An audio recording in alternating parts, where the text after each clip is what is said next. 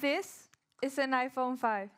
One of the beauty standards for people who suffer from anorexia states that your knee shouldn't be wider than this phone.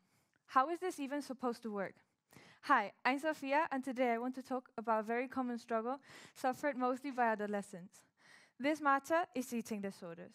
They're often brushed off as unimportant, but their impact can be truly unimaginable. In previous centuries, there was no such thing as eating disorders. If you didn't eat, you wouldn't survive.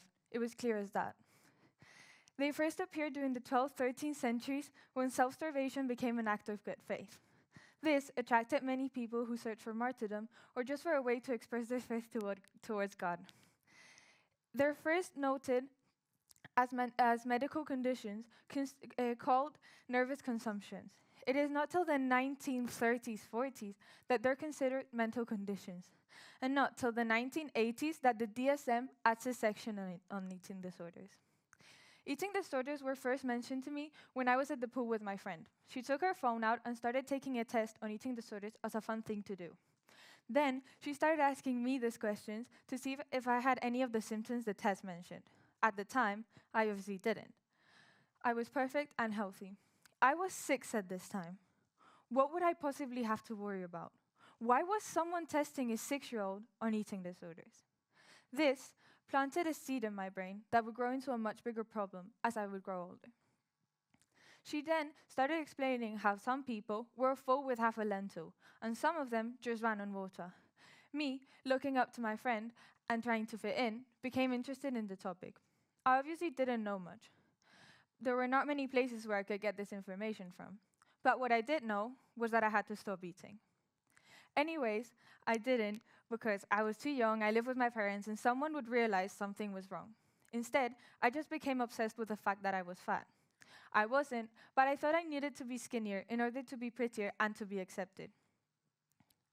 All my life, I've heard people criticize others for being fat. And at the end of the day, all the time, what you hear is, being fat is wrong, being fat is bad. If you eat that, you'll get fat. If you eat the other, you'll get fat. A moment on the lips, forever on the hips. And as Joey said, we don't need that kind of talk in our house. But we don't only hear this from people speaking. We also hear it in TV shows, fashion shows, runway shows, advertising campaigns, everywhere. Most women who reach fame are normally stereotypically pretty. They have shiny hair, wear high heels, clear skin, and are skinny. If you go back and watch a runway from the 2000s, you can see that the models are basically just skin and bone. I mean, look at her. She doesn't have a single ounce of fat on her face. Looking up to this since you're small is really, really harmful. There's so many girls who dream of being models and become obsessed with losing weight.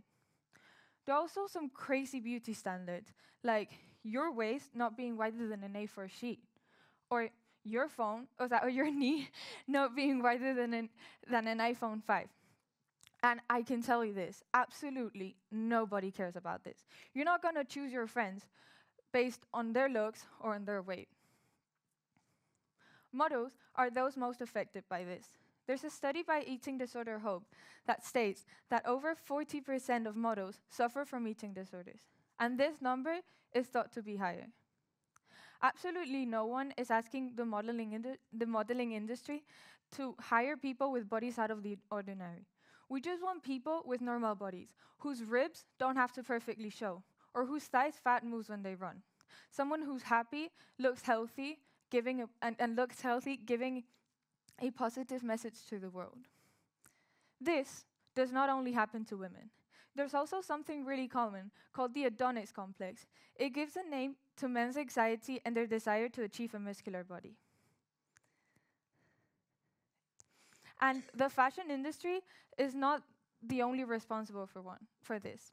Social media also has a massive impact. And the problem here is that it is not only run by 4 people who own their brands, but by what we share, what we promote, and what we like. Take, for example, the thigh gap trend, how so many people became obsessed with this. Or with the celebrities we follow, how so many of them are removing their implants to look skinnier, or how they wear tons of makeup giving an unreal image of what they actually look like, making all of us feel insecure. It has been proven that people who reduce their social media intake by 50% have seen significant improvement on how they felt about their body image. And it has been proven by many research that people exposed to these unreal bodies in social media have struggled a lot with their body image.